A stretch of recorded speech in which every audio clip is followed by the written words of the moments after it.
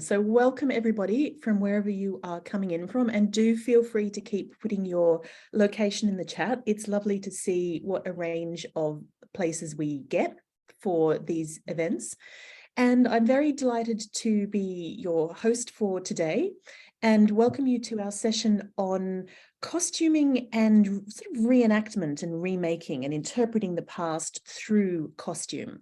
So we have four fantastic speakers for you today. We have Sasha, Sage, Veronica, and Rebecca, who will be exploring different aspects of the way the 19th century interpreted screen costume and the way the 19th century has been interpreted as screen costume. And then Rebecca will be taking us through a fabulous collection from Birmingham. So for those of you who are joining us for the first time, the format is that we have our speakers for 10 minutes and then probably about 5 minutes of questions at the end of each paper. We ask you to put your questions in the chat, please, so that our lovely question master, who today is Suzanne, can collect your questions and then put them to the speakers at the end. So I know a lot of you are regulars for our at-home events, and it's lovely to see you all back again. Thank you for supporting us. So with that, I think we will start the papers today. Our first speaker is Sage Foley, who is a costume maker and design assistant in the film and theatre industries. And her practice and research are guided by an interest in period film costume, as well as the reproduction of historical dress. She holds an MLit in Dress and Textile Histories from the University of Glasgow. And I will put her Instagram in the chat if you would like to follow her. So thank you very much, Sage. Thank you so much. Let me just get this up. Okay. All right. So period costumes resided an interesting intersection point between dress history and film history. I believe that where inaccuracies appear on screen, it allows for film history, costume design, methodology, and the changing interpretation of 19th century dress on screen to be highlighted. By doing a whistle-stop tour of 7 Little Women film adaptations, I'm going to point out a few key visual examples of anachronism in costume on screen and the historical value that they represent. So first, I'll just start with a very brief overview of 1860s dress. The beginning of Little Women is set in Concord, Massachusetts, Christmas Day of 1861, after the beginning of the American Civil War. Dress from 1860 to 1875, the span approximately covered in the book, can primarily be identified by the shape and size of the skirt. Due to the invention of the cage crinoline, the bell-shaped skirts were able to reach their maximum size by the beginning of the 1860s. These skirts were paired with bodices shaped at the waist with darts and left voluminous over the bust with high rounded necklines and small collars. Shoulder seams were dropped off the apex of the shoulder, and full-length sleeves were worn throughout the period. By the middle of the decade, skirts were flattening at the front and the volume was slowly shifting towards the back. The first adaptation of Little Women was directed by Harley Knowles in 1918. At this time, most film production companies were based out of New York, allowing theater to provide a strong foundation upon which the new industry could be built. Responsibility for the look of these early films fell to directors and producers, resulting in costumes being compiled from actors' closets and theater rental houses. The over-the-top style necessary for the stage suited the new silent picture, where the exaggerated costume detail helped to portray narrative to an audience when words could not. The dresses in this film feature calf-length skirts with a slight bell shape supported underneath by only a petticoat instead of a crinoline. The bodices are gathered over natural busts, unshaped by corsets. When the film was made, 1 year after the United States joined World War I, women were taking up jobs left vacant by men sent to fight, which led to rising hemlines and a more androgynous, loose-fitting silhouette. The contrasting trim on the skirts is indicative of military-inspired styles that were fashionable during the Civil War. However, the short ruffles on Meg and Joe's skirts also mirror those that were in vogue when the film was made, and the diamond and chevron shapes allude to the influence of that Art Deco had on early films. The silent film era only lasted a few years after the first sound picture debuted in 1927, By 1930s, the big studios had their own costume shops, and at this time, costume designer became a standard credited on screen. Sorry about that. Walter Plunkett was chief designer for Radio Keith Orpheum Pictures when Little Women was directed by George Cukor in 1933. At this time, costumes were deeply associated with the actor's identity on screen and off. And because of this, the studio allowed stars like Katharine Hepburn, who played Jo, to review costume sketches and request changes. It was common for a lead actor to have a different fashionable look for every scene. Despite the Marsh family's lower middle class status, no costume appears on screen more than once in this adaptation. Still in black and white, this version is characterized by high contrast, different textures and sheens and tones, which were all used to hold the viewer's attention when color was not yet available. However, the printed patterns are much busier than those worn in the 1860s that would have been woven into the fabrics. 1930s fashion saw waistlines rise and become more clearly defined. This trend is translated onto the film through princess seams, providing a closer fit to the natural body as opposed to a body shaped by a corset. Color hit the screen in the late 1930s, requiring many classics, including Little Women, to be remade. Walter Plunkett reprised his design role for the 1949 adaptation. Studios had dress history reference libraries for designers to use for their research. However, Plunkett had amassed his own collection of sources. His Academy Award-winning work on Gone with the Wind in 1939 gave him the budget and time to study dress during the 1860s. He traveled to the South, consulted extant garments, as well as fashion periodicals.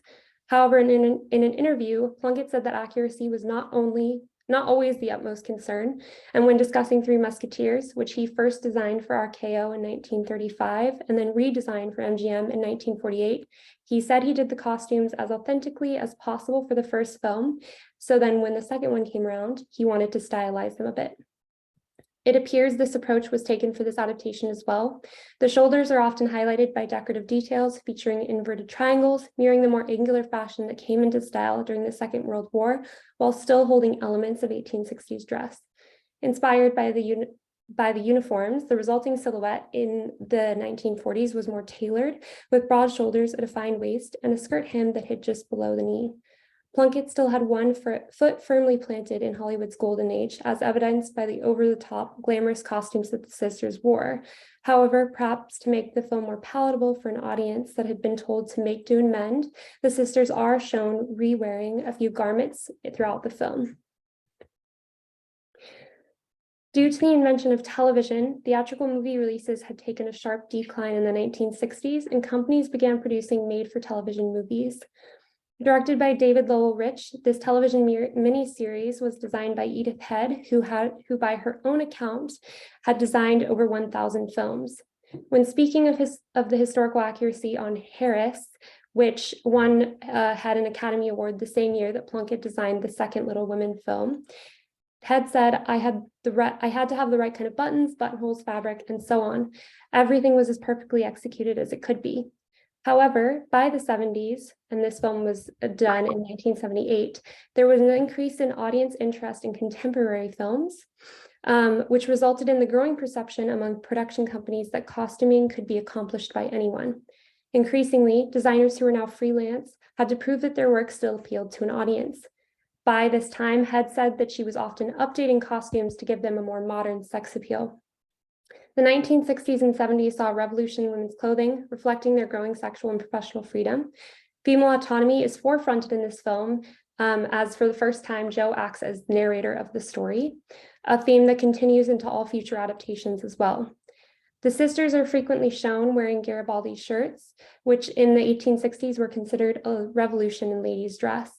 The skirts are shaped by gores instead of crinolines, which gives them a closer fit around the hips while granting them volume and movement around the feet. Bright pastels, ruffled details, and Gibson-style sleeves made the costumes less representative of 1860s dress and more reminiscent of late Victorian and Edwardian fashion, which saw a revival during the 1970s. According to Andrew Hickson, in a commodification of passed, producing period films became the focus of the United Kingdom's film industry in the 1980s. The 1990s saw the United States attempting to replicate the success of these British heritage films. In the 1994 adaptation directed by Gillian Armstrong, designer Colleen Atwood aimed to create more realistic costumes than those in the earlier films, which she said were much more Hollywood. The foundation she built through historical research is made evident by the drop shoulders, front button closures, and small lace collars. Even the dress that Meg wore to Sally Moffat's ball closely resembles a dress held in collection at the Metropolitan Museum. This remake is characterized by the sisters sharing and re-wearing muted earthy tone garments. The costumes were distressed and mended to look well worn and lived in as they would have been in the 1860s. While this is a historically accurate sartorial device, it also corresponds with the changing sensibilities during the 1990s. In 1992, journalist Holly Burbach wrote that the late 20th century fashion had become weary of its own excess and was moving towards thrifting and upcycling, darker colors, and streamlined silhouettes. This can be seen projected onto the costumes, which have less decorative detail and are less fitted around the waist and padded around the shoulders than fashionable 1860s bodices. The current film climate is defined by two main movie formats, the studio-funded blockbuster and the art house independent. In 2017, an independent version of Little Women was directed by Vanessa Castle and designed by Emer Nee Medelwig through the PBS Masterpiece series. In 2019, an adaptation I'm sure most of you are familiar with was directed by Greta Gerwig and designed by Jacqueline Duran. It is apparent that the designers took two very different approaches to accuracy and stylization in their costumes. In the 2017 film, the bodices are brought in at the waist and left luminous across the bust, more closely resembling 1860s styles. The sleeves are full and fastened at the wrist, where necklines are lowered or sleeves are cut away. Shirts or chemisettes are often worn underneath. The moments where modern influences shine through in this version are more subtle, usually in a dropped waistline, a rise shoulder seam, a tighter sleeve, or back closures. On the other hand, in the 2019 film, from the very start, with Jo's first ensemble on screen, which we can see that a more accurate approach wasn't taken. Her ensemble consists of a jacket, shirt, and waistcoat, which appear more like menswear from the mid-19th century instead of women's wear. Later, when she is running through the busy New York streets, she lifts her skirts to reveal not a crinoline, but a pair of trousers underneath. In both adaptations, Jo outwardly expresses her displeasure with being a woman. Establishing Jo in this way not only makes sense for the character, but also correlates with 21st century culture, as fashion is becoming decreasingly defined by gender.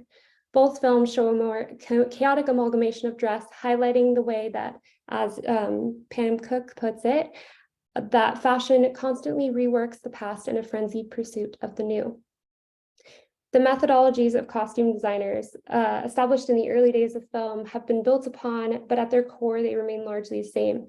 Scripts are dissected, characters are analyzed, fittings are scheduled, fabric is sourced, and the costumes are designed.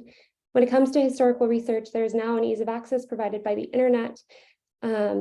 However, as this analysis hopefully highlighted, costume designers have employed a similar methodology as dress historians from even the earliest days of cinema. However, the value of costume is far greater than just the representation of dress history, hopefully, as this talk has kind of started to get into. Inaccuracy is often seen as a lack of history and oversight caused by budget constraints or lack of research.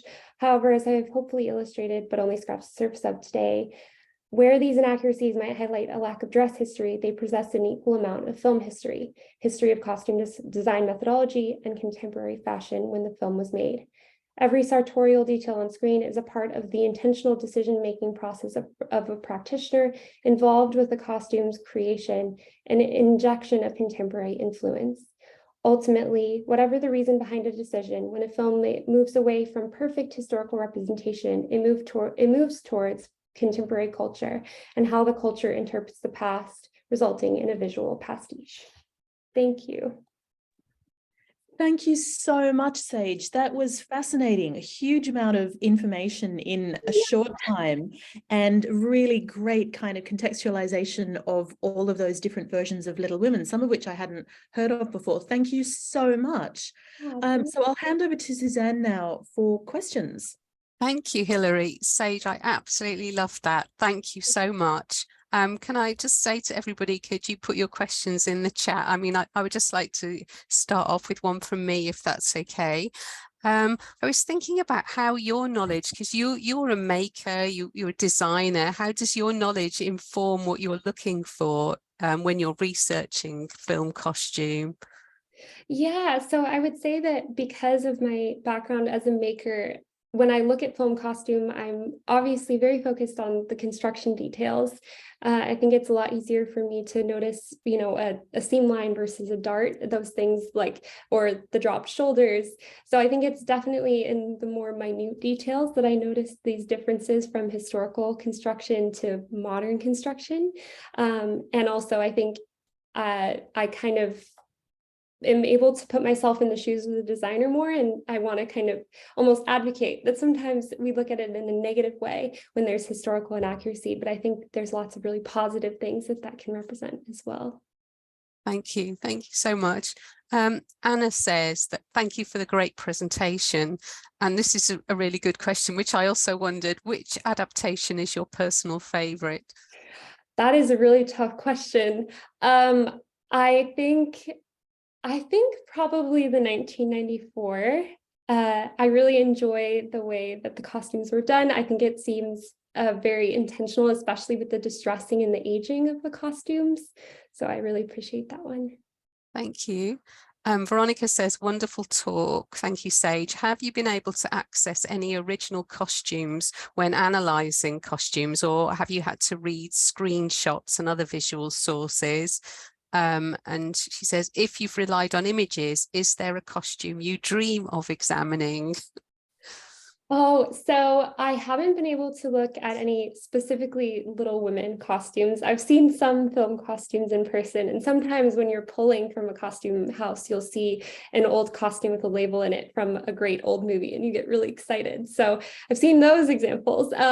But I would say from the 1949 version, Amy's Last Dress, it's a great one. It's really over the top. It's covered in maple leaves. And I think that would be really fun to see in person. It's very much representative of over the top Hollywood costume, I think. Wonderful. Robin says, if you were to expand this research, are there any other story adaptations you'd like to explore for good or ill? Oh, that's a really good question. I think very easily this could go into the Regency era with a lot of the adaptations that are happening with that. I think it's a little bit more difficult because this is one of the films that has been adapted from the very, very earliest days of cinema. So it was easier to get back to the 1918 time, whereas like Pride and Prejudice wasn't adapted that early. So I don't know if I can think of one that has the same span, but I'm sure there's lots of great ones that would be good to look at. Okay, thank you. From Hilary, she says, given that Little Women is such a classic tale of coming of age and deals with themes of femininity and growing into a woman, how do you feel the costumes in each one also reflect the cultural feminine in each adaptation's period? Yeah, I would have loved to get into that more. I think it's so interesting because obviously the 1984 version is the first one directed by a woman. And then I feel as though progressively it gets a slightly more feminist reading with each adaptation. And I think that when we see Jo beginning to wear more menswear inspired costumes, it's kind of they play with gender more and more, and they play with this kind of coming into themselves. And in the 1994 version, the mom, Marmee, she discusses corsetry, and she discusses like girls being able to play and women having kind of agency. And so I think that it becomes a part of the story, and you see that reflected in the costumes as well. Brilliant, thank you. Do we have time for one more question perhaps? Yeah, so from Amy, did you find a distinctly different approach between designers trained in the UK and the US, i.e. whether they have experience of making as part of their training or not? And how does making inform the design process for each of these adaptations? Yeah, that's a really good question. So I think that on the whole, it doesn't seem to be overly different if you're in the US or if you're in the UK. Obviously, this analysis was more focused on the US production companies, because there are a ton more adaptations of Little Women, believe it or not. There are around 30. Some have been lost to time. There's TV shows, there's ballets, there's all of these things. So there's a ton. And I specifically focused on US production companies because it's hard to get into both. But I would say, as far as the making, it kind of comes down to the team that's behind them. So obviously, in the earlier days of cinema, Plunkett would have had a huge team, a huge operation behind him. Like usually they had a team of around 30 people helping them.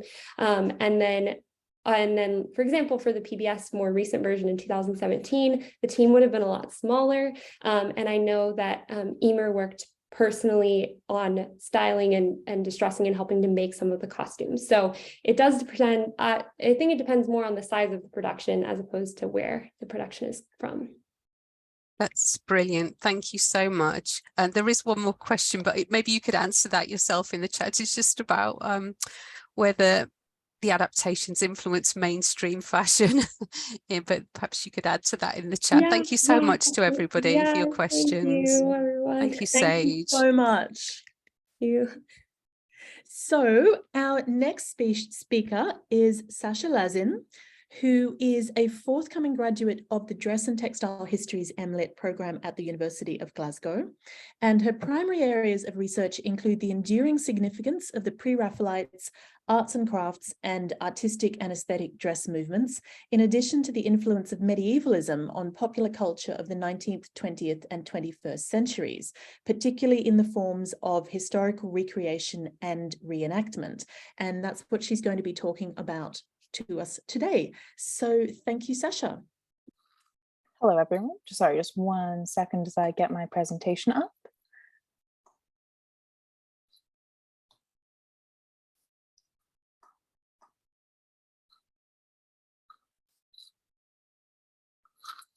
Alrighty, so hello. As Hilary said, I'm Sasha. I'm a recent graduate of the MLit program at the University of Glasgow, and I'm absolutely honored to be speaking to you today about my research. And I just turned off my script. 1 second, so sorry. And specifically about a topic that has become very near and dear to my heart. Please join me as we go through the Larp-ing glass, looking at live action role play and the influence of dress history. So my dissertation, Mode and Medievalism, examining the sartorial impact of medievalism on contemporary fashion and popular culture, serves as the foundation of this presentation. This research focused on the enduring significance of medievalism on dress history since the 19th century into the 20th and 21st. Over the course of the past 2 centuries, medievalism, the post-medieval interpretations, perceptions, and reactions to the idea of the Middle Ages, has manifested in both popular culture and popular fashion in a variety of ways. These examples can generally be considered one of 2 forms, either a reinterpretation of medieval modes, such as the adoption and adaptation of medieval dress by the artistic and aesthetic dress movements, or reenactment thereof. Though both forms contributed significantly to the Victorian medieval revival, our focus today is on the latter form, reenactment, as exemplified by events such as the Eglinton Tournament of 1839 and the Grand Ball Costume of 1842, in addition to fancy dress portraiture and tableau vivant. So to start, we're going to look at the Eglinton Tournament. Renowned as one of the most obvious examples of 19th century medievalism, the Eglinton Tournament was a lavish reenactment of a medieval tournament and associated festivities that were held between the 28th and 30th of August, 1839. Armor, weapons, and costumes were all commissioned and created specifically for the event, and organizers ordered 400 authentic costumes, every one of which was exactly copied from a portrait or medieval manuscript. Vital to the integrity of the tournament and accompanying banquet was the dress worn by all involved, be they participant or spectator. Despite the concern for historical veracity displayed by organizers in the assembly of their own attire, few guidelines were provided to attendees regarding what they should wear beyond a general air of historicism.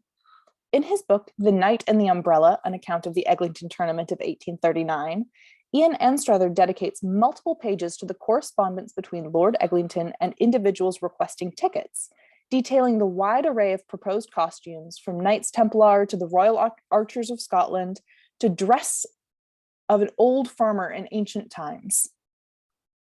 Due in large part to a combination of poor weather and poor planning, the tournament was met with a mixed reception. The event was reasonably popular with attendees and was considered an overall success, though a poor reflection of what Lord Eglinton had dreamed and had been horrendously expensive to put on. Torrential rain on the event's first day flooded the tournament grounds and ruined the costumes of countless attendees, many of which were lavishly expensive and had been planned months in advance, thereby necessitating the wearing of typical 19th century attire on subsequent days. The medieval banquet and ball are generally regarded as the most successful elements of the event, with all guests in period dress, though it was ultimately considered no better than any other fancy dress ball to which members of the aristocracy were accustomed. While the tournament characterized the cult of revived medievalism, the outfits worn were various and eclectic, in many cases a far cry from the more historically accurate ensembles worn to Queen Victoria's Great Ball costume of 1842. Best commemorated by Sir Edwin Landseer's portrait of Queen Victoria and Prince Albert dressed as Queen Philippa of Hainault and King Edward III, the Great Ball costume of 1842 was conceived of as a means by which to aid the economy of the struggling Spitalfield silk industry, and exemplified one of the ways in which medievalism was pressed into social service during the reign of Victoria.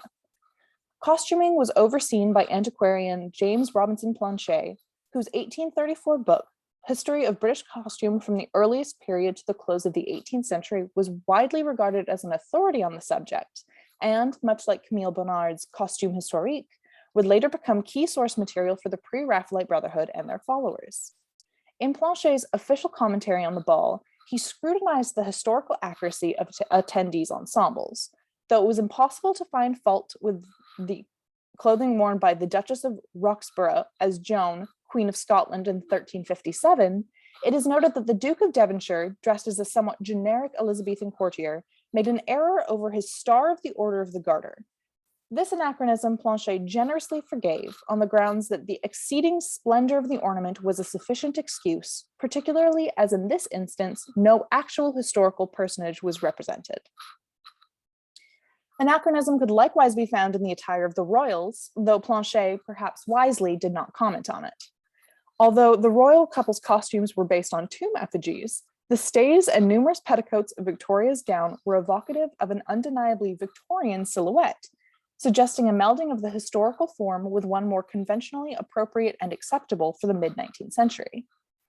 In the following decades, costume and fancy dress balls would remain incredibly popular among the elite and frequently drew inspiration from the past, and specifically the Middle Ages, allowing for the opportunity to show off both one's wealth and one's knowledge simultaneously. A 2013 exhibition hosted by the National Portrait Gallery focused on the fancy dress ball and the portrait tradition that developed in tandem with the pastime, the so-called fancy portrait. As the exhibition catalog explains, sometimes such commissions simply recorded the sitter's appearance in a costume worn to a particular event, but at others they exemplified instances when the subjects chose to be portrayed in historical dress to suggest an affiliation with the past. These portraits, much like the balls they developed alongside, allowed participants to adopt an alternative persona and were often driven by intellectual interests such as medievalism. Similar themes were likewise expressed in the tableau vivant of the period, as exemplified by Emery Walker's depictions of Walter Crane as the 13th century painter Cimabue and Mary Frances Crane as Laura, beloved of the poet Petrarch. Through tournaments, fancy dress balls, fancy dress portraiture, and tableau vivant alike, certain trends emerge. The assumption of a character or playing of a role is ubiquitous across all the aforementioned mediums, as is the wearing of a costume. It is, as our very own Dr. Robert Calvert states, sartorial play, and all can serve as clear examples of embodied medievalism. As such, I suggest that the late 20th and 21st century neo-medieval LARP, or live action role play events, are in essence the spiritual successors to the medieval reenactment events of the 19th century and are deserving of far more academic consideration, comparable to that of their forebears. One quote that particularly resonates with me is, "I happen to think that one of the best gifts you can give yourself is simply permission to go and pretend," from an unnamed participant of the documentary Monster Camp, which follows a specific LARP group. The act of pretending and of playing is vital to reenactment in any form. As Vanessa Agnew explains in her 2007 article, History's Effective Turn, Historical Reenactment and the Work in the Present, reenactment is less concerned with events, processes, or structures than with the individual's physical and psychological experience. Testimony about daily life and social interaction in the present is often equated with and becomes evidentiary for a generalized notion of historical experience. Moreover, LARP is recognized by Agnew in the Routledge Handbook of Reenactment as a valid form of reenactment, albeit one that wears the aspect of play. The incorporation of play is not a bad thing, however, and does not automatically negate a topic's academic potential. Despite Agnew's support, LARP is regularly excluded from discussions of reenactment on the grounds that it is an embodiment of fiction, not the past. Can the same not be said, however, for the Edmonton tournament? Are reenactments not all fundamentally fictional, given that one can never truly relive the experiences of another? Regardless of how immersive an event may be, it is still pretend. Even the staunchest historian, were they to participate in a living history event, would be assuming a character, no matter how much preparation went into it beforehand. As such, no form of reenactment is inherently more real than the other, as each is designed to serve its own purpose. Within the context of neo-medieval LARP, the medium's potential does not lay in the study of historical accuracy necessarily, though some participants do highly value authenticity, instead revealing what can be learned from both adherence to and subversion from historical fact. The version of the Middle Ages created by LARP settings and participants is a representation of how the past is interpreted by the public imagination, a tangible form of modern embodied medievalism. A LARPer's costume or kit acts in essence as a time machine, allowing them to be transported to the reimagined Middle Ages. Hilary Davidson, who is, of course, here with us today, her 2019 fashion theory article, The Embodied Turn, Making and Remaking as Academic Practice, encompasses the meaning and extends the range of Agnew's effective turn, including both recreation of past everyday life as a means of generating historical knowledge and the recreation of historical objects as standalone experimental activity. The making and rearing of recreated dress is not intended to supplant other prominent methodologies in the field of dress history, such as the study of material culture. Instead, it serves to support these methodologies, addressing questions that cannot be answered by object analysis alone. And it is a methodology that I suggest can be applied to the creation of a LARP kit as it would garb for any other form of reenactment. In regards to historical accuracy, which is, of course, a common concern, individual levels of concern for historical accuracy vary significantly from person to person. One participant that I interviewed noted that their preferred sources of inspiration are extant examples, grave finds and the like, or visual documentation in manuscripts or other media, such as the Bayeux Tapestry, thereby fulfilling the second of Hilary's two main approaches for clothing reconstruction, which involves remaking an object that no longer exists, whether a garment in a painting, a cloth pattern, or a garment described in historical texts. For many participants, cohesion within an overall aesthetic is what matters most. Anachronism and inconsistency are accepted, provided they do not detract from the immersive experience. If it is medieval enough to be cohesive with an overall look, it is acceptable. Regardless of anachronism, clothing contains embodied knowledge. The wearing of historical clothing in a reenactment has much to teach us. Unlike the costumes worn to many fancy dress balls, modern LARP kits do not exclusively depict the wealthy. Most characters take the form of normal, plausible people from the Middle Ages. And this way, LARPing could be useful for the study of the dress of the common people, as championed by John Styles in his 2007 book, The Dress of the People, Everyday Fashion in 18th Century England. As one LARPer states, there is so much that is unknown and undocumented about the lives of commoners. By recreating, reproducing, and reenacting those lives, we generate context for the otherwise inscrutable historical and archaeological record. If the idea of adult make-believe seems frivolous to you, Lizzie Stark notes in her 2012 book, Leaving Mundania, you are not alone. Indeed, I'm self-aware enough to know that upon first impression, the argument for the potential of LARP as academic practice does seem a bit ridiculous. I do not argue for the ubiquitous applicability of recreation and reenactment, specifically LARP, to the field of dress history, but as Hilary says, it can give unique insights. If all historical, or in the case of LARP, historically inspired output is in itself necessarily a reconstruction, then recreated clothing might be seen as the material embodiment of the processes that historians use to ply their trade. Dress has played a vital role in each of the various reimaginings of medievalism since the 19th century, and indeed appears to be the element around which all others revolve. From the media we consume to the clothes we wear, modern culture is suffused with the influence of the glamorized medieval past. At the same time, much of the contemporary scholarship fails to account for the significance of the reimagined Middle Ages in the 20th and 21st centuries, focusing instead on the better documented 19th century. While medievalism of the Victorian era is often looked upon with fond nostalgia, the modern equivalent is all but ignored. At their core, the two are fundamentally the same, consisting of attempts by contemporary consumers to reinterpret and reenact the fashions of the past. Thank you very much.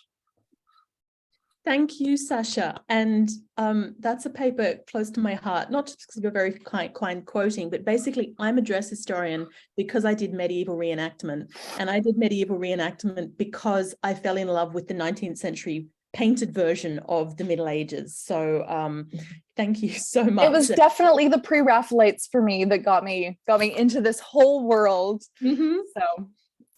And I was, of course, very, very lucky to have Dr. Robin Calvert as my supervisor. So lucky all around. Excellent. I will hand over to Suzanne now for questions. Thank you, Hilary. Thank you so much, Sasha. That was just wonderful. Really loved that. So could everybody please put your questions in the chat? We've got some fantastic comments in there already for you to have a look through. Hilary comments that Planchet's commentary is much like commentary on the Met Gala costumes now, for example. Very true. Yeah. It's really interesting when you start to look at your examples and then bring them up to date. I wondered about your experience of LARPing. Is this something you participate in? So this is something that I recently did for the first time in October. My extended version of my dissertation was engaging more on a one-on-one kind of hands-on basis with Hilary's methodology and the making of my own LARP kit. And so yes, I'm very new to the game, but it was really, really fun and I would definitely like to do more. But I think after talking to some people that are more involved in the reenactment side of things, I'm definitely more inclined, shockingly, to do the historical costume side as opposed to the more fantastic side. Yeah, that's great. Thank you. Robin says, are there any events that you know of that focus on 19th century versions of medievalism rather than just rent fairs and the like? Honestly, not that I'm particularly familiar with. That is a great question and something that I would definitely look into more because I am hoping to continue this research in the future. It does seem to me that the Eglinton tournament, since they had vendors come in, is along the theme of the Renaissance fair as we know it today. But yes, I would definitely have to look into that more. I'm going to be rude and chime in for 6. Even as I was typing it, I did think Bracebridge dinner. Oh, but yes, Bracebridge dinner. Well, but like we should start one is the other thing I want to say. One of my main qualms with both the Bracebridge dinner and the Medieval Times dinner theater is that as they are dinner theater, it's a very capitalistic version, and there's nothing inherently wrong with that because, you know, if you can make money doing something you love, we should support that. But definitely historical accuracy is sacrificed for the favor of spectacle and money making. Thank you. Kate asks, do any of the Eglinton tournament costumes still survive, or in fact any older LARP examples? There are pieces of armor in various collections across the UK from the Eglinton tournament. I don't believe, or at least I'm not familiar with any collections that have extant garments of what guests were wearing, but there are breastplates of the various knights and that sort of thing. Armor is easier to come by. Yeah, can you imagine? And Hilary says, if you weren't an active LARPer to begin with, what drew you to the subject for your thesis? I always really liked the idea of it, and I was always a big fan of the idea of the Renaissance Fair specifically, and this is something that I did touch on briefly in my dissertation. I'm a big fan of the TV show Gilmore Girls, and there is a character in that who goes to Renaissance fairs, and she's treated, or she actually runs a booth at Renaissance fairs, and she's very much treated as the weirdo of a cast where everyone's a little bit peculiar, but it always seemed like a great idea to me to just run away and join the Renaissance Fair. So it's very much something my parents have always been worried about. Oh, okay. Wonderful. Well, perhaps we've got time for one more question. Salin says, thank you for a fascinating presentation. You mentioned that the level of historical accuracy varied in these reenactment events. Have you noticed any elements of medieval fashion that were very common or particularly valued for these participants, since medieval fashion covers a huge range of styles? So I would say it's definitely the more classical knight and maiden silhouettes that you're going to be looking at, and ones that are more leaning towards the Italian Renaissance that are very popular, especially in the 19th century. Those were the ones that costumer or people like Planchet, people like Joseph Strutt and Camille Bonnard were really depicting in their books, that were acting as the inspiration for a lot of these people. So if you see it in a pre-Raphaelite painting, or a Waterhouse painting, since he's not technically, it's semantics, but if you see it in one of those paintings, those are the kind of things that people really like to wear, because that's really what they think of when they think of the medieval period. That is wonderful. Thank you so much, Sasha. There are more questions and comments in the chat for you to look at and answer, but thank you. It was so good. Great. Thank you so much. Thank you so much. So our next speaker is Veronica Isaac, who is our indefatigable Zoom provider and organizer and driver of the 19th century Dress and Textiles Reframed group, without whom none of this would be possible. She really is a powerhouse. And when she's not doing this and making fantastic events for us to go to, she is senior lecturer at the School of Humanities and Social Sciences at the University of Brighton, as well as course leader for the MA in Fashion Curation and Cultural Programming at London College of Fashion. And her specialism is in the history and material culture of 19th and 20th century dress and costume. So thank you very much, Veronica. It's delightful to be able to get to hear one of your papers instead of you just doing all of your excellent facilitation that's normally your role in these things. So thank you. Well, thank you for giving me the space. I feel like I've got two very hard acts to follow. I'm taking a slightly different perspective on historic dress, in that I'm looking at it from the point of view of how might we recreate it, but I talk about it from the point of view of someone who wants to recreate dress but is not themselves a maker. So my paper is looking at how you could, as a non-maker, work with specialists to recreate a garment and what you could learn from that. And I know my slides might have a little lag, but basically this is very much, and I'm saying this from the outset, a work in progress, because I'm in the midst of it right now. So I'm going to just talk to you briefly about the collection, The Performer, which inspired a remaking project that I'm part of. I'll introduce you to some of the people who are working on it, some in more depth than others. I will talk to you about where we're at now and what we've been discovering as we go in trying to think about how we create a methodology for actually recreating the costume that you see on the right-hand side here. And some very ambitious potential outcomes, because we're in that delightful stage in a project where you dream very, very big. I cannot promise the potential outcomes that I outlined today will come to fruition, but here's hoping. So very briefly, because some of you will have heard me talk about Ellen Terry on and on and on and on, I will introduce those of you who are not familiar with Ellen Terry to her. So Ellen Terry was a leading actress of the 19th century and was particularly famous for around 22 years she spent at the helm of the Lyceum Theatre in central London, where she became the leading lady of the Lyceum Company and worked alongside one of the first actors to be knighted, Sir Henry Irving. And during her time, she became particularly known for certain types of productions, so very much Shakespearean dramas, but also sort of classical recreations of the classical past. Again, it's sort of that sort of 19th century love of the medieval and the classical is very evident in the costumes that you see her in and the kind of productions where she featured. What makes her stand out to me as a dress historian and as a figure through which to explore the dress history of the past, and particularly theatre costume, is the fact that she was someone who really understood the communicative power of dress and costume, both on and off the stage, and always really cared about what she was wearing at any time in her life. And she was very fortunate in that she had an unusual degree of control over the costume that she wore on the stage in the 19th century. And now it wasn't that common for actresses to have a degree of control over what they wore. Often they were told what to wear or had to choose from, if they were a lower down the scale actress, whatever they had in their own stock of costumes, which used to be sort of a dress that could do for a ball scene, a dress that could do for a day scene, etc. I know we heard in Sage's presentation, there were sort of 20th century actresses who in the film world had a sort of parallel level of control over their costume. For Ellen Terry, the way it worked is, sorry. Veronica, can I just interrupt you for 1 second? Yeah. Would you be able to make your slides go full screen? There's a couple of. Are they not full screen? Sorry, they are for me. I do apologize. The text. Thank you. Let's I'm see, so sorry to interrupt you. No, please do stop me. I'm going to have to stop sharing completely, everyone, and start again.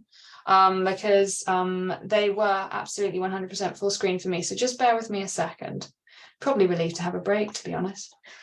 I gave a presentation recently completely in present of you for about 45 minutes and nobody told me. So just bear with me. I'm just switching my screens over, see if that helps.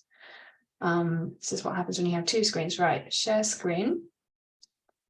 And I will hopefully... Is that any better? Are you getting full screen now? Yes, or not? thank you so much. That's okay, great. Brilliant. Well, here we go again. We're back to Ellen Terry and talking about why she was important. So as I was saying, she had an unusual level of control over her costume, and for her that meant that she had her own costume designer, distinct from the costume designer producing costumes for other members of the company, and she also had her own costume makers that she particularly liked to partner with. So it meant that she almost had this aesthetic that carried through in all her productions that exemplified the women that she liked to work with, and she specifically supported the careers of women, which makes her particularly interesting to me. And also the sort of her personality as a performer and as a woman who was a leading figure in the aesthetic movement. So let me just see if I can introduce you to her costume designer. So throughout her very, very early years at the Lyceum Theatre, she had someone called Patience Harris designing for her.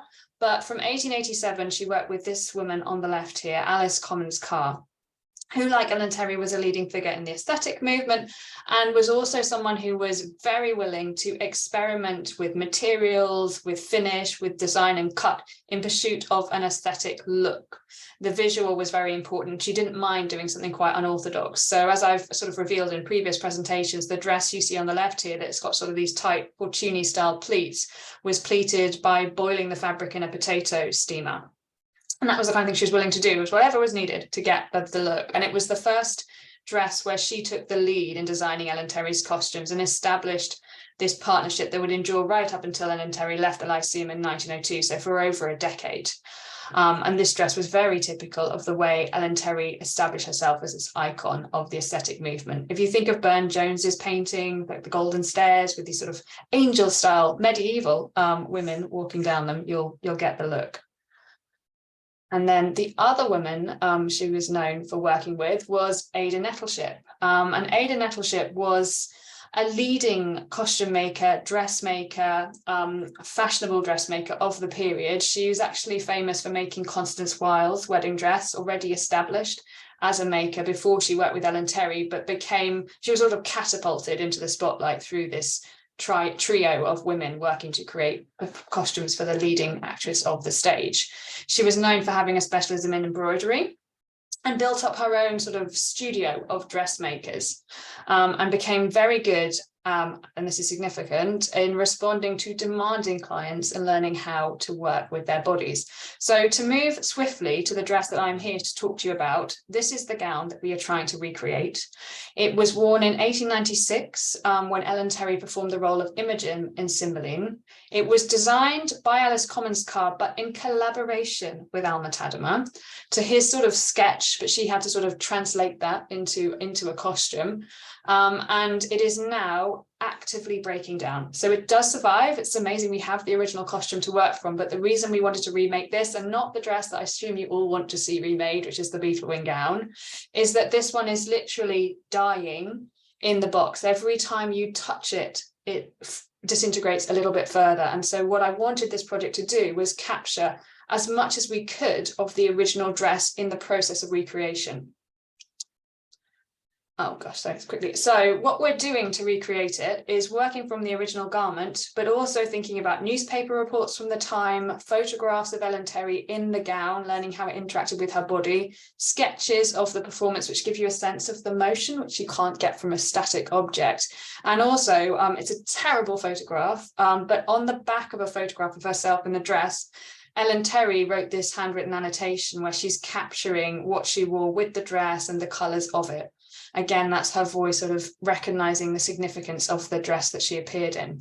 So the team I'm working with to recreate this garment are experts from the National Trust, including but not limited to people like the House and Collections Manager, Susanna Shipman-Barrett, who's a leading textile conservator in the National Trust.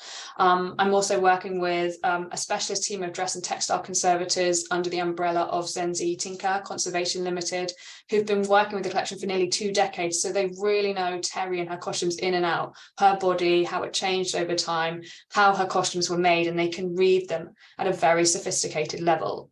To do the first stage of the recreation, Janet Wood, who has worked with Zenzi on the costumes before and came to fashion, textile conservation from a background in fashion design, is helping me to map the garment. And to do what we'd originally intended is to draft a pattern. From the pattern that Janet creates, a specialist costume maker and researcher, Rebecca Morrison, is going to create a recreation of the garment. And then there's me. I bring the knowledge of Terry, and that is about it. I'm the project manager. So as I said, Zenzi and her team have been working with the costumes for over a decade, and they really do. They can read both the original making stitches, the modification to those making stitches during the lifetimes of these garments. They were often worn for many decades. They can also read the stitches of past conservators, some of them who did beautiful treatments, some of them who performed the adhesive treatment on this garment, which is now causing its disintegration. But to be fair, when that treatment was done, adhesive treatment was very common. Other things that were done at the time, like turning the petticoat upside down and other things were less, shall we say, common, but that is the hand that has been on Ellen Terry's costumes, and they can help me find them. Janet, as I said, has this background in fashion, and pattern drafting has become sort of a core component of her work within textile conservation, because she often works on the mounting side. And so she's creating the mannequins to go underneath things, the toiles of garments where maybe they're too delicate to take on and off, and she needs to get a perfect bespoke mannequin for them. And like I said, she's helping me to map Terry's dress. And she is the one who's had to work out, how do you do that? How do you go to an original garment and try and work out a pattern? And there have been many ways in which she tried to trace this pattern. She tried tissue, paper, she tried other materials. Actually, she came to the decision that silk organza was the best thing, not the cheapest. She happened to have some old curtains that she could use, and was like, this is the one that I can see through and trace the thread lines. She's been able to, through this mapping, trace stages in construction and reconstruction, because definitely more than one person has worn this, not just Ellen Terry. And she's been documenting the evidence that she's been gathering and working with myself and Zenzi to work out, what are we seeing in this garment? Another thing that she's been doing is creating a toile from these patterns. And she was not easily, it definitely took a while, but she was able to create a toile of the bodice with relative ease. When she tried to create a toile of the skirt, she said, there is no way that there was a pattern for this skirt. It's definitely been draped on the body. You would not create a pattern in this way. There's no logic to it. It doesn't work as a pattern. It has to have been done in a studio, probably with Terry and on her body, or the person who sometimes was her body double, because she was quite impatient when having her costumes fitted. And they've just draped it and pulled it and tied it and gone, do you like the way it hangs like this? Shall we pull this here, add this color there? So what she's been doing is trying to work out how we can create an interim toile from which to create the pattern, because she said we're going to have to create a toile and manipulate the skirt of the toile in order to then draft a pattern. So once Janet has finished the toile, which is nearly done, it's just been slightly delayed by the book that she's currently writing, Rebecca will take the toile and the pattern that's then drafted from that toile to make a recreation. The splendor of the recreation will depend on how much funding we can get for the recreation and what materials we can afford, but our priority is to get things of a similar weight, because we want to see how it would move on the body. And then we'll go from that recreation to think about how we capture and disseminate that information, because we hope that the pattern we create will provide a tool for people to learn about the construction of the original garment, and potentially when recreation methods become more sophisticated or other tools are in place, someone else can do another recreation of their own to sort of capture what we've been able to preserve from the original garment. We are also, though, very mindful of the power of the original objects. So we are finding ways to raise funds to carry out a treatment which will make it possible to display any recreation alongside the original, but with sort of a padded form, so we can have it supported, and that will also be used in future storage, because we want to keep what we have as alive as possible for as long as possible. And our primary aims are to keep it as a research tool. And then I'm very nearly at the end. If we did get a huge success and public buy-in to this project, our big dream is to take the recreation, yes, have it on display, but also get it onto the body of a performer and cast our own Ellen Terry to rewear the recreation under lighting which evoked the gaslight for which the Lyceum was known. So we can see how the colours responded under gaslight, and also how the costume interacted with the body. Because what I should have said earlier is that when Terry wore this dress, she was in her 50s, she was bigger, and she really cared about how dress responded to her body and shaped it flatteringly, and she wasn't wearing corsetry underneath, so the drape was key. And I think that's also why it didn't have a traditional pattern. So we are at the end of my final slide. I just want to gesture, I know there's a lot of text here, towards the benefits of this collaboration and the cross-disciplinary work it facilitates. So the reason I think it's been so helpful for me is that it's allowed me as a non-maker to still move towards recreating something. And through this sort of collaborative recreation, we can pool our knowledge and learn how to read the garments that we're reconstructing. Not to do a Hilary Lovin today, but it's allowing us to apply and extend ideas from her embodied turn, and what insights it provides specifically for learning about costume and how it interacted with the body of the performer. And it's a new way to document evidence from material objects as well.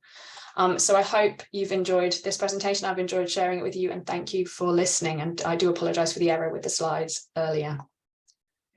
Thank you so much, Veronica. That's just fascinating, not just because of the garment itself, but because of all those contexts that you can pull out from it. And, you know, the way that close looking is revealing how the making itself influences the design, and that the sort of the processes involved in this long life of the object. So I think we all want to know how that's going to turn out and where that's going to go, because especially putting it under gaslight will just be so exciting.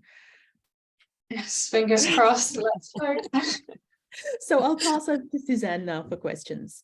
Thank you, Hilary. Thank you so much, Veronica. It's just so brilliant to hear your research for a change. It was just wonderful. I can't wait to see where it goes. And, you know, everybody's starting to say now in the chat, can we go fund me this initiative, as Ade is saying, which is a very good idea, I think. So a question from Z, who says, is the dress going to be made by hand? So I'm assuming that's about mirroring the original techniques.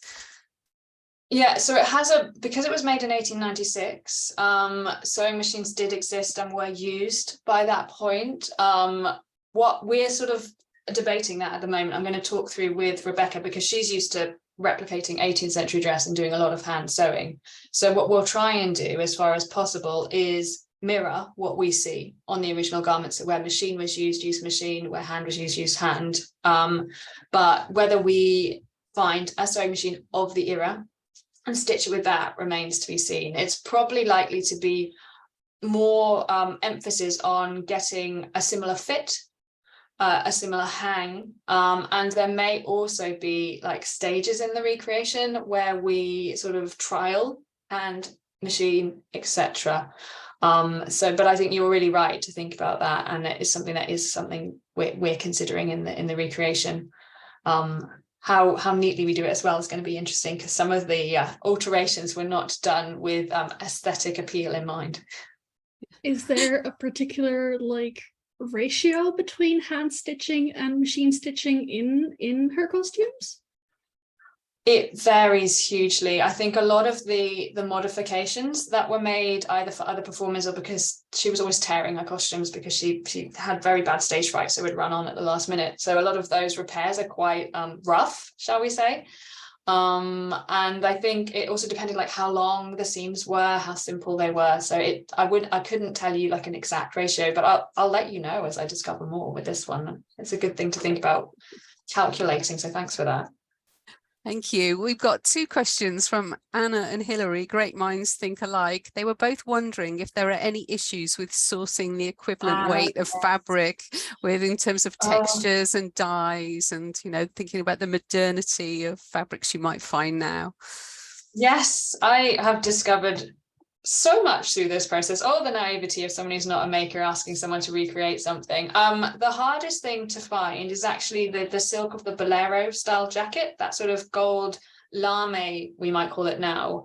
That one is really hard to find anything close to it. I've been told Japan might be one place we might be able to get something woven in the same way.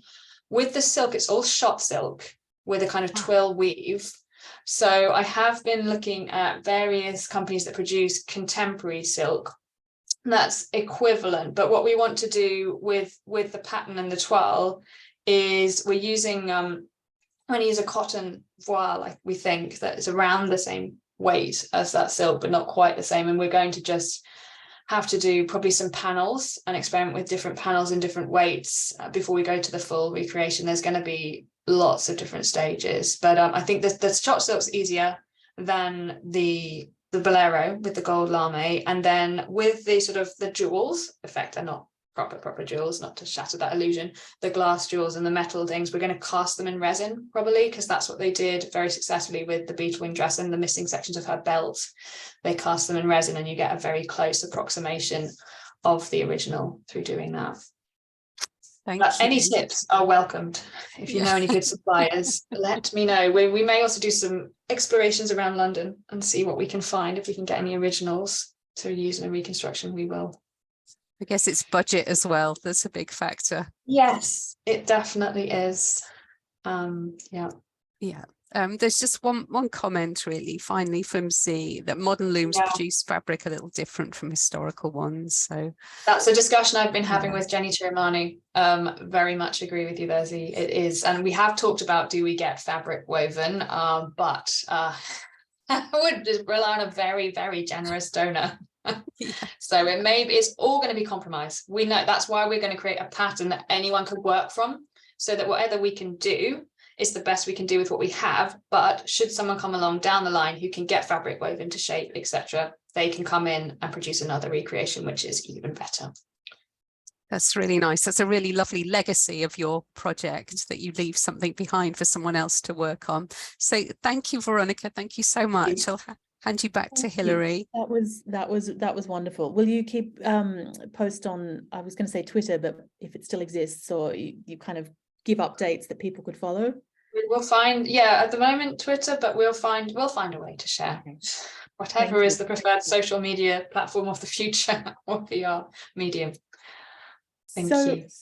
We'll move to our final speaker, who is Rebecca Unsworth, Research Assistant in Decorative Art at Birmingham Museums Trust. And she is going to do our Museum 5-ish minutes, looking at the fantastic dress and textile collections that are 19th century in Birmingham Museums Trust. I love these because you get to nosy around in someone else's collection without having to go there yourself. And so, Rebecca, we've got... we don't have full screen view of your slides either. I'm not sure how they're showing for you. that full screen now? Yeah, fantastic. Thank you so much. Thank you. Okay, so today I want to give you a short introduction to the Dress and Textile collection at Birmingham Museums Trust. So Birmingham Museums Trust, or BMT for short, looks after the City of Birmingham's collection, which totals over 1 million objects. And it also looks after 9 sites, including Birmingham Museum and Art Gallery in the city centre, as well as historic properties like the Jacobean Mansion, Aston Hall, and Soho House, the former home of the 18th century manufacturer Matthew Boulton. Birmingham Museum and Art Gallery was established in 1885 to inspire and educate local manufacturers and improve the quality of the goods being produced in the city by providing examples of supposedly good design and craftsmanship from around the world, so a similar rationale to the founding of the V&A. The museum was acquiring textiles from the start, particularly fragments of textiles from Renaissance Italy and examples of contemporary Indian printed cottons. However, it was only really from the 1930s onwards that the museum began to acquire substantial quantities of dress. So clothing was initially acquired as part of the decorative art collection, rather than the social history collection, with pieces generally collected to illustrate changes in fashion over time, rather than tell local stories. Often there wasn't an interest in noting down who the original wearer of a garment was, or what their relationship was to Birmingham. So whilst a lot of objects in the collection were made, purchased, or worn in Birmingham and the West Midlands, not all were, and frequently we have very little information about an object. As a whole, the Dress and Textile collection numbers around 9,000 objects, and this includes garments and accessories for men, women, and children, and examples of lace, embroidery, and woven textiles. The collection contains pieces from around the 15th to the 21st centuries, but objects from the 19th century are one of its strengths. Women's clothes and accessories predominate, and the collection contains both evening and day dresses from across the whole of the 19th century. And just to highlight a few examples, here we have a court dress from 1893 made of Morris & Co furnishing fabrics, which is obviously quite unusual. And then again from the 1890s, this wedding dress is by Liberty and was worn by Geraldine Southall for her marriage to Barrow Cadbury, so kind of a union of 2 of Birmingham's most prominent Quaker families. And then this dress was originally made in 1806 out of fabric from the 1780s, but was then remodelled into the dress you can see here in the 1830s. Whilst our women's wear collection is quite strong, our men's wear is relatively scanty. It's a much patchier collection, which has relied on donations from the wardrobes of a few key individuals, like the politicians Joseph and Neville Chamberlain. And the outfit, the waistcoat you can see on screen here is part of an outfit supposedly worn to Napoleon's wedding in 1810. Our collection of children's clothing is also very small, but there are a handful of items from the 19th century, and this dress is a particular favourite of mine. So one of the overall strengths of Birmingham's decorative art collection is objects related to the arts and crafts movement and the Birmingham School of Art. There are only a few objects in the collection by embroiderers connected to the School of Art though. This bedspread by Mary Newell, who taught at the School of Art and also produced designs for stained glass, is one of them. In 1939, the museum was bequeathed a large number of textiles by May Morris, the embroiderer and daughter of William Morris. This includes both fragments and complete examples of textiles from Italy, Persia, Turkey, and Greece from the 16th to the 19th centuries. Most of these textiles belong to William Morris and form part of his own personal collection, but later on they were also used by May in her teaching at Birmingham School of Art. And the piece you can see on screen here was supposedly used as the pall at the for the coffin at William Morris's funeral. So BMT also holds some examples of designs by William Morris for textiles and wallpapers, as well as some actual textiles designed by Morris, most notably the Holy Grail tapestries. So this was a set of 6 tapestries and 6 smaller panels, originally designed by William Morris, Edward Burne-Jones and John Henry Durrell in 1890, which illustrates the legend of King Arthur and the quest for the Holy Grail. And it's now considered to be one of the most significant tapestry series woven in the 19th century. Only one complete set was ever woven, but some partial sets and individual panels were remade. So BMT has 5 of the 6 main panels and also 1 smaller panel. In relation to other examples of textiles, we have quite a few samplers and other items relating to girls learning to sew. And we also have a collection of lace dating from the 16th to the 20th centuries, which numbers around 300 objects and includes examples of almost all the major types of British and European bobbin and needle laces. The varied nature of Birmingham's collection means that it also contains some perhaps more unexpected items related to dress and textiles. For instance, we have over 150 fashion plates, mostly from the 19th century and from a mixture of French and English publications. And we also have quite a few paper dressmaking patterns, mainly from the fashion periodical Le Mode National. And the other object type we have quite a lot of is dolls. So these have been seen as part of the dress collection, as many of them are souvenirs from different places around the world, representing figures in their supposedly traditional dress. But there are also some great examples of miniature 19th century fashions, as you can see on screen here. So many years ago, there was a costume gallery at Birmingham Museum and Art Gallery, which you can see on screen, but this was taken out several decades ago. So for the most part, a lot of this collection hasn't been exhibited much, if at all, and generally isn't very well known about, which is one of the reasons I'm doing this talk today. We are starting to try and get more of the collection out on display though. So in 2019, I curated a small temporary display about dressing up and going out from 1850 to the present day, called Dress to the Nines, which featured both outfits and artworks from the collection. And we've also recently put a couple of 18th century gowns on display at Aston Hall as part of a room exploring fashion and luxury in the 18th century. Theoretically, it is possible to come and view objects which aren't on display in our stores by appointment, but we're currently in the midst of developing a new inquiries policy, so I can't give you full details for this process at the moment. But if you do think we have something in our collection which is pertinent to your research, then please do get in touch with me. Whilst we don't have an online catalogue at present, we do have an online image library.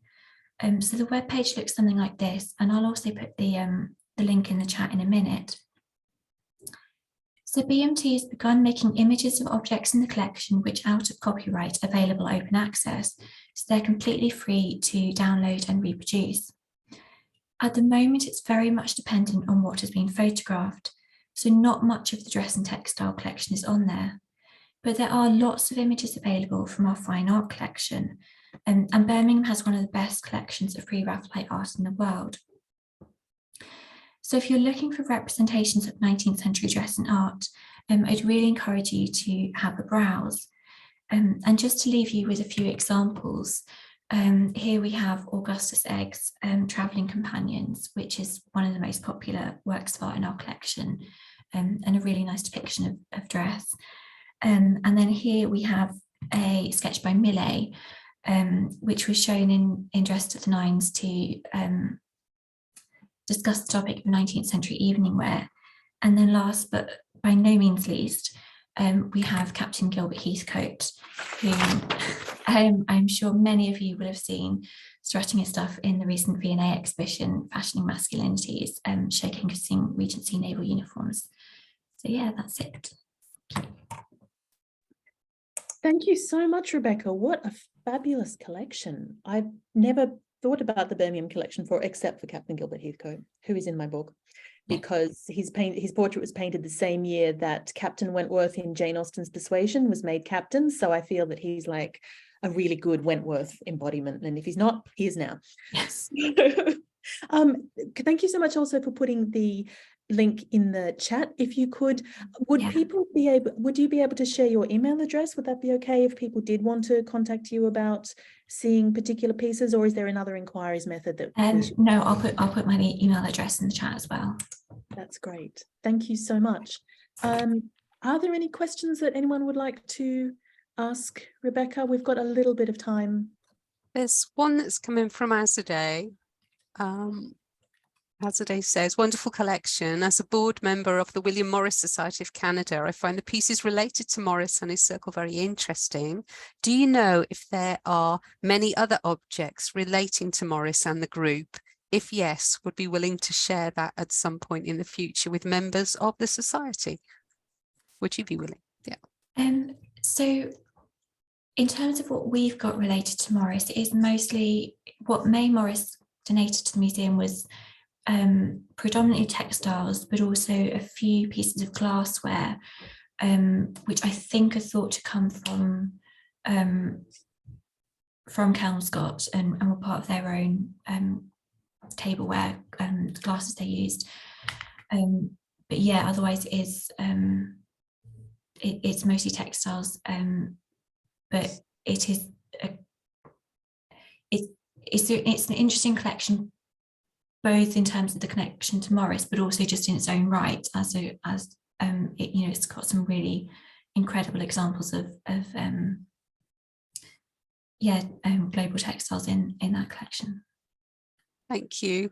A question from Hannah, who's familiar with the collection, having used it so brilliantly in her PhD. She says it's a hidden gem, and she wants to know if you know when the research inquiry form might be up and running so that researchers can make research visits. I don't at the moment, but if you email me, I will try and accommodate a visit. Yeah. That's wonderful. Thank you, Rebecca. And I can see that you've put your email address in the chat for everyone. That's really kind of you. Thank you so much. That was wonderful. As a Midlander, I completely appreciate seeing the collection from Birmingham. Thank you. I think that's it for questions, Hilary. Sorry. Oh, that's great. Yeah, thank you again. I love these Museum 5 Minutes for just sharing what's out there. I mean, there's so many amazing treasures outside the big institutions, and it's great to be able to see them and then use them in our research and support them more. So thank you. Well, that's pretty much it for today. I did want to let you know, though, that our next event is going to be our kind of end of year Christmas holiday event with a quiz and all. And that is going to be on the 11th of December. So we will send out details of the time and the format for that once we have more organization. So again, it's in about 3 weeks' time to make sure that we've caught everyone before we all go and have a much deserved break. So yeah, as Veronica's just put in the chat, our kind of Christmas gathering. So that I think is going to be a particularly festive one, and we're working on fun events for that as well. So it would be great to see you all there. So once again, thank you to our fantastic speakers. Thank you for sharing your research joy. Thank you for everyone who has dropped in on a Sunday to see and hear about lovely and interesting things. And we look forward to seeing you all next time. Have a lovely rest of the day.